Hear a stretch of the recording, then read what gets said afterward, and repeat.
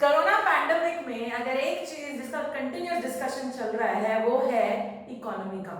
हमारी इकोनॉमी डूब रही है, हमारी इकोनॉमी में ये प्रॉब्लम हो रही है, लोगों के पास पैसा नहीं है, जीडीपी कम हो रही है। ये शब्द तुमने कई बार सुने होंगे एंड बिल्कुल ठीक ही सुने हैं, क्योंकि जीडीपी जो है ग्रॉस डोमेस्टिक प्रोडक्ट, ये इकोनॉमी के हालातों की बहुत अच्छी इंडिकेटर है। मतलब जीडीपी से वाकई पता चल सकता है कि हम economically, money wise, demand wise हम लोग कैसा कर रहे हैं। लेकिन क्या सिर्फ जीडीपी से ही हम ये अंदाजा भी लगा सकते हैं कि जिस देश का जीडीपी हाई है वहां के लोग भी बहुत खुश हैं? क्या ऐसा है? क्या वहां पे सोशल वेलफेयर या जो वहां पे लोगों के लिए काम किया जाता है वो भी बहुत बढ़िया है? चलिए आज की इस वीडियो में हम इसी चीज को डिस्कस करेंगे कि जीडीपी एंड सोशल वेलफेयर का आपस में क्या लेना देना है। वेलकम एवरीवन, आप लोग देख रहे हैं इको वर्ल्ड डिजिटल क्लासेस। इस समय चल रही है macro economic series for standard 12 और मेरा आज का टॉपिक है जीडीपी एंड वेलफेयर। ठीक है, तो जैसा कि मैंने कहा, जीडीपी ग्रॉस डोमेस्टिक प्रोडक्ट क्या है? गुड्स एंड सर्विसेज एक साल में एक देश में कितनी प्रोड्यूस हुई। And goods and services produce होने का मतलब ही यही है कि देश में लोगों के पास पैसा है, वो डिमांड कर रहे हैं, इसीलिए प्रोड्यूसर्स बना रहे हैं। तो यानी विन विन सिचुएशन है दोनों तरफ। तो जीडीपी जब बढ़ती है यानी इकोनॉमी इकोनॉमिकली, पैसा वाइज, डिमांड वाइज बहुत बढ़िया कर रही है। लेकिन ऐसा बिल्कुल भी नहीं है कि GDP in itself is a great indicator of social welfare. मतलब मैं ये नहीं कह सकती कि अगर यूएसए का जीडीपी बहुत हाई है या चाइना का जीडीपी बहुत हाई है वहां पे लोग बहुत खुश हैं, क्योंकि गाइस फिलोसफिकली पैसा सब कुछ नहीं खरीद सकता और वेलफेयर तो डेफिनेटली सारा नहीं कर सकता, राइट? तो तुम्हें बात याद रखनी है कि GDP is a great indicator of economy, it's a great economic indicator, but it is not a good indicator of social welfare. खाली जीडीपी को देख के सोसाइटी में कैसा काम चल रहा है वो आप नहीं समझ सकते। अब क्यों नहीं समझ सकते, क्या प्रॉब्लम है? तो चलो, इसकी 4 प्रॉब्लम्स हैं या जिन्हें हम कहते हैं limitations of GDP as a social welfare index. मतलब जीडीपी सोशल वेलफेयर इंडेक्स क्यों नहीं है अच्छा, उसके कारण क्या है, उसकी लिमिटेशंस क्या है, वो हम आज करेंगे। ठीक है, पहला है, it's a very important topic, बहुत इंपॉर्टेंट टॉपिक है, इस पे बहुत सवाल आते हैं, एप्लीकेशन बेस्ड क्वेश्चंस भी आते हैं। हम लोग जब प्रैक्टिस करेंगे तो मैं ही तुम्हें क्वेश्चंस करवाऊंगी, बट फिलहाल के लिए कॉम्पोजिशन ऑफ जीडीपी। कॉम्पोजिशन का मतलब है जीडीपी किस चीज से बनी है। अब हमने कहा कि जीडीपी जो होती है वो गुड्स एंड सर्विसेज की प्रोडक्शन होती है। तो भाई हर टाइप का गुड्स एंड सर्विसेज, राइट? तो जूते भी बन रहे हैं, गाड़ियां भी बन रही हैं, माचिस भी बन रही है, सिगरेट भी बन रही है, अल्कोहल भी बन रही है। तो कैसे पता चले कि जीडीपी के हर गुड्स या जीडीपी बढ़ाने में जो हर गुड्स एंड सर्विसेज होती हैं वो सोसाइटी की वेलफेयर के लिए अच्छी नहीं होती? फॉर एग्जाम्पल, जीडीपी तो डिफेंस गुड्स बनने से भी बढ़ जाएगा, यानी बॉम्ब बनाओगे, मिसाइल बनाओगे तो भी जीडीपी बढ़ जाएगा। लिकर बनाओगे, अल्कोहल, सिगरेट, टोबैको तो भी जीडीपी बन जाएगा। लेकिन ये सब चीजें हम जानते हैं कि वेलफेयर को अच्छे से इंपैक्ट नहीं करती, उल्टा इंपैक्ट करती हैं। अगर तुम्हारे देश में सारे नशेड़ी हो जाएं, सारे बैठ के अल्कोहल पिए या सारे बैठ के सिर्फ स्मोक करें, तो फिर ये वेलफेयर को कहीं ना कहीं इंपैक्ट करेगा। तो जो पहली लिमिटेशन है जीडीपी की इसीलिए वो ये है कि जब हम जीडीपी कैलकुलेट करते हैं हम ये नहीं देखते कि किन गुड्स एंड सर्विसेज से जीडीपी बढ़ रहा है। हम सिर्फ कहते हैं अगर गुड्स एंड सर्विसेज बढ़ रही है तो जीडीपी बढ़ रहा है, लेकिन हम ये नहीं चेक करते कौन से गुड्स एंड सर्विसेज से जीडीपी बढ़ रहा है। भाई अगर अल्कोहल की फैक्ट्रियां लगने से आपका जीडीपी बढ़ रहा है तब तो बड़ी दिक्कत है, क्योंकि this will definitely adversely effect your welfare. आपके सारे लोग आपके नशेड़ी हो जाएंगे आपके देश में। So that is not a great thing for social welfare point of view. उस पॉइंट ऑफ व्यू से ये कोई अच्छी बात नहीं है। तो ये पहला प्रॉब्लम है जीडीपी का। ठीक है, क्लियर? कॉम्पोजिशन शब्द याद रखना, मतलब जीडीपी में क्या क्या आता है। Second, distribution of GDP. Distribution of GDP, तुम्हारा देश अमीर है लेकिन तुम अमीर नहीं हो, इसका क्या मतलब हुआ? कई ऐसे देश हैं जिनके पास बहुत पैसा है लेकिन फिर भी वहां गरीबी है, ऐसा क्यों? या हमारा ही देश ले लो, हमारा देश बहुत गरीब नहीं है, वी आर फाइन, बट हमारा सबसे बड़ा प्रॉब्लम है हमारी इतनी बड़ी जनसंख्या और पॉपुलेशन। और इस पॉपुलेशन के चलते और कुछ हमारे यहाँ के सिस्टम्स के चलते या हमारे यहाँ के करप्शन के चलते जो पैसा नेशनल लेवल पे कमाया भी जाता है ना, वो हर इंसान के पास नहीं पहुंचता, ट्रिकल डाउन इफेक्ट नहीं होता। ट्रिकल डाउन इफेक्ट क्या होता है? पानी की बूंद ऊपर से छोड़ो तो नीचे जाके गिरेगी ना, यानी जमीन पे जाके गिरेगी ना। ठीक वैसे अगर देश पैसा कमा रहा है, अगर देश में पैसा है, तो पैसा हर किसी के पास पहुंचता क्यों नहीं है? सी यू हैव टू अंडरस्टैंड, कोई पैसों की बारिश नहीं होने वाली, ना ही कोई पैसे बांट रहा है, बट सिस्टम्स ऐसे होने चाहिए इकोनॉमी में जिससे अगर कोई अंबानी बन रहा है देश में, तो बाकी लोग कम से कम एक अपनी शॉप, एक छोटी मोटी फैक्ट्री, अपना थोड़ा बहुत काम करने लायक तो बने।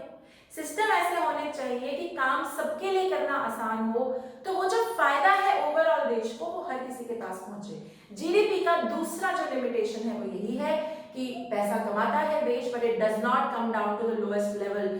जीडीपी ट्रिकल डाउन इफेक्ट नहीं होता, वो सबको पैसा नहीं मिलता, और इसीलिए हमारे देश में निरंतर continuously haves and have nots का डिफरेंस बना रहता है। मतलब एक तरफ तो अंबानी जैसे लोग हैं और दूसरी तरफ धारावी, एशिया का सबसे बड़ा स्लम भी हमारे देश में है। You getting my point?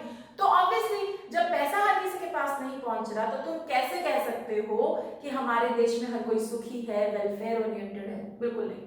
ठीक है। Third, non monetary exchanges. वैसे ना तुम्हारी मम्मी ने कई बार बोला होगा, आई डोंट नो अगर बोला है, बट मतलब आई नो हमारे घर में मेरी मम्मी बोला करती थी कि अगर मम्मियों का काम करा हुआ जीडीपी में ऐड होने लग गया ना, वैल्यू अगर होने लग गई, तो मैं तुम्हें बता रही हूँ इंडिया की जीडीपी इतनी ज्यादा हाई हो गई जिसका तुम सोच भी नहीं सकते। Now but why don't we involve mummy जो काम करती है अपने घर के लिए, तो थोड़ा बहुत काम गिनवाती हूँ, घर के लिए खाना बनाती हैं, घर की सफाई करती हैं, बच्चों को पढ़ाती हैं, चलो मैं यही 3 ले लेती हूँ। अगर मार्केट में आप खाना खाते हैं तो आप पैसे देते हैं, अगर आप अर्बन क्लैब या किसी ऐसी कंपनी वालों को बुलाते हैं जो आपके घर की सफाई करे तो आप पैसे देते हैं, अगर आप बाहर जाके पढ़ते हैं स्कूल या ट्यूशन तो आप पैसे देते हैं। तो मम्मी के पैसे क्यों नहीं कैलकुलेट हो रहे जीडीपी में? ऑलराइट, सो ब्रिलियंटली इसका आंसर ये है कि मम्मी के किसी भी काम की वैल्यूएशन करना इम्पॉसिबल है। माताओं का काम जो होता है वो it is impossible to valuate it, आप उसकी वैल्यू नहीं निकाल सकते मॉनेटरी टर्म्स में, मनी टर्म्स में। तो क्योंकि उसकी वैल्यू आप मनी टर्म्स में नहीं निकाल सकते, इसीलिए वो जीडीपी में नहीं आ सकती। सिमिलर तरीके से अगर आप बार्टर सिस्टम फॉलो कर रहे हैं, आलू ले अनाज ले जा, चप्पल दे बफलो ले जा, तो ये भी मॉनेटरी टर्म्स में एक्सप्रेस नहीं हो रही, तो ये जीडीपी में नहीं आएगी। अब इनका सोशल वेलफेयर से क्या लेना देना? ऑफ कोर्स लेना देना है। आपकी मम्मी इतना काम कर रही है लेकिन उनकी कोई वैल्यू नहीं है क्योंकि उनकी काम की मॉनेटरी वैल्यूएशन नहीं हो सकती। तो as a result of that हमारे देश में कई बार ऐसा, अब तो काफी अर्बन एरियाज में चेंज आ गया है, बट अभी भी I mean females are thought of कि ऐसे यार तो क्या कर दिया, घर में बैठी तो रहती है, कोई काम थोड़ी ना करती। हाउसवाइफ को तो ऐसे ही सोचते हैं, कुछ नहीं करती, क्या करती है, खाना ही तो बनाती है, बट दे डोंट नो कि वो खाना बनाना, बच्चे पालना, काम करना, अगर उसकी मॉनेटरी वैल्यूएशन होने लग गई तो इनका काम मतलब जीडीपी इतनी ज्यादा इन्फ्लेट हो जाएगी जिसका कोई हिसाब किताब नहीं। You getting my point? तो तीसरा प्रॉब्लम जो है जीडीपी का, नॉन मॉनेटरी एक्सचेंजेस, ऐसी चीजें जो मॉनेटरी टर्म्स में नहीं एक्सप्रेस हो सकती पैसे के टर्म्स में, वो जीडीपी में कैलकुलेट ही नहीं होती। तो अगेन वेलफेयर उससे रिलेटेड होता है, वो जीडीपी में नहीं दिख रहा। चौथा पॉइंट है एक्सटर्नैलिटीज, और ये बहुत इंपॉर्टेंट है। एक्सटर्नैलिटीज वाला पॉइंट अपने आप में 4 नंबर का क्वेश्चन आता है, it can be a 1 marker also. अब एक्सटर्नैलिटीज क्या है? इकोनॉमिक एक्टिविटीज के कई गुड और बैड इंपैक्ट होते हैं, और कई बार ये ऐसे इंपैक्ट हैं जिनके लिए जो उन्हें कंज्यूम कर रहे हैं ना उन्हें पैसे देने पड़ते हैं और ना ही वो उनके लिए कोई पनिशमेंट होती है। मैं एग्जांपल से समझाती हूँ।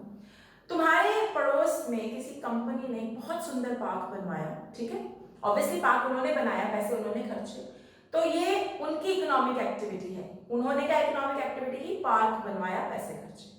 बट उस पार्क का फायदा कौन उठा रहे? हम सब लोग। हम रोज जाते हैं, सैर करते हैं, मजे मारते हैं, अपनी सेहत बढ़ाते हैं, और हम उस पार्क को यूज करने के लिए कोई पैसे नहीं दे रहे, करेक्ट?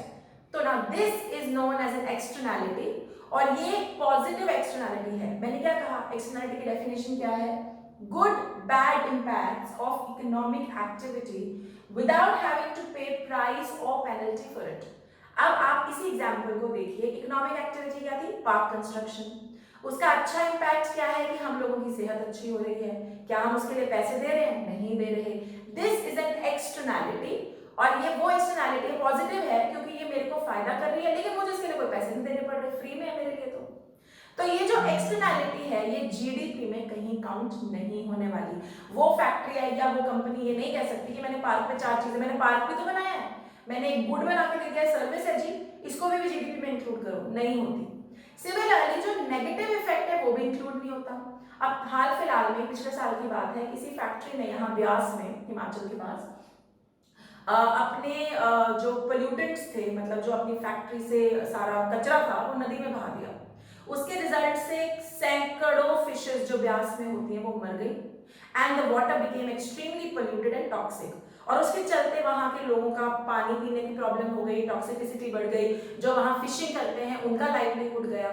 सरकार ने फटाफट एक्शन लिया और उनको बैन कर दिया और उन पर फाइन भी लगा दिया, ठीक है। लेकिन गाइस ये तो तब था क्योंकि ये बहुत बड़े स्केल पे था और इसका बहुत बड़ा असर हुआ, तो जाके उस पर वो कर दिया। लेकिन जनरली आए दिन फैक्ट्रियां लगती हैं, पोल्यूशन होता है, पोल्यूशन से हमारी सेहत खराब होती है। ये छोड़ो, मैं कहती हूँ कोई गार्बेज डंप, मतलब अपनी नालियां खुली छोड़ देते हैं फैक्ट्री वाले, या गार्बेज नदियों में बहा देते हैं, उसका नतीजा या उसका जो नुकसान है वो हम सबको भुगतना पड़ता है। हम पैसे ज्यादा खर्च करते हैं डॉक्टर के पास जाने के लिए, ठीक है। लेकिन ये चीज भी, इसको बोलते हैं नेगेटिव एक्सटर्नैलिटी। ये है bad impact of what, an economic activity, यानी प्रोडक्शन हो रही है और इसका हमें पेनल्टी नहीं पे करनी, हम इसके लिए कोई पनिशमेंट हमें नहीं झेलनी है, वो भी नहीं झेल रहे जो कर रहे हैं। ये नेगेटिव एक्सटर्नैलिटी है, ये भी जीडीपी में नहीं आती। You getting my point? इसका असर भी जीडीपी में नहीं दिखता। तो as a result of it, जबकि एक्सटर्नैलिटी जो है ना, ये सोशल वेलफेयर को बहुत इंपैक्ट करती है। खुद सोचो, पार्क बना, तुम्हारी सेहत बनी, वेलफेयर अप हुआ, पोल्यूशन हुआ, तुम्हारी सेहत डाउन हुई, वेलफेयर कम हुआ। It is directly impacting your welfare, लेकिन ये जीडीपी में कहीं भी अकाउंट नहीं होती। तो इन सब कारणों से जीडीपी जो है ना, तो जब तुम किसी कंट्री का सुनते हो ना इसकी जीडीपी बहुत अच्छी है, ऑटोमेटिकली मत अज्यूम किया करो कि जीडीपी बहुत अच्छी है ना तो वहां लोग सुखी भी बहुत होंगे, वेलफेयर भी होंगे। नो, यूएस को लेके लोग बहुत कहते हैं कि बहुत अच्छा देश है। तुम्हें पता है न्यूयॉर्क एंड ऑल में कितनी मगिंग होती है, वहां कितनी लूटपाट है, दिन दहाड़े गोलियां चल सकती हैं। तो वेलफेयर और जीडीपी आपस में रिलेटेड नहीं है। GDP is a very good indicator of economy, economic indicator अच्छा है, सोशल वेलफेयर इंडिकेटर अच्छा नहीं है because of all these points. Okay, quick run through. Composition का मतलब जीडीपी किसी भी चीज से बढ़ जाएगी, हमें वेलफेयर के पॉइंट ऑफ व्यू से ऐसी कई चीजें हैं जो जीडीपी बढ़ा रही हैं but they are not welfare oriented. Second, distribution of GDP. कमा लिया भाई देश ने पैसा, हमारे जैसे 4-5 और निकल आए तो क्या करें? 135 करोड़ की हमारी जनसंख्या, हर किसी के पास पैसा पहुंचेगा तो हम कहेंगे कि वेलफेयर बहुत बढ़िया है, वो फिलहाल नहीं होता। Third, non monetary exchanges. कई ऐसी चीजें हैं जिनकी वैल्यूएशन करना इम्पॉसिबल है तो वो नहीं आती जीडीपी में, और बार्टर सिस्टम की चीजें भी नहीं आती जीडीपी में। एक्सटर्नैलिटी, किसी भी इकोनॉमिक एक्टिविटी का अच्छा बुरा कोई भी इंपैक्ट जीडीपी में अकाउंट नहीं होता, जबकि ये अपने आप में वेलफेयर को बहुत ज्यादा इंपैक्ट करता है। ठीक है, I hope you are clear with this concept. अगर आप लोग मुझे यूट्यूब पे देख रहे हैं तो लाइक, शेयर एंड कमेंट करना बिल्कुल मत भूलिएगा, सब्सक्राइब करना भी मत भूलिएगा। Till then, bye bye.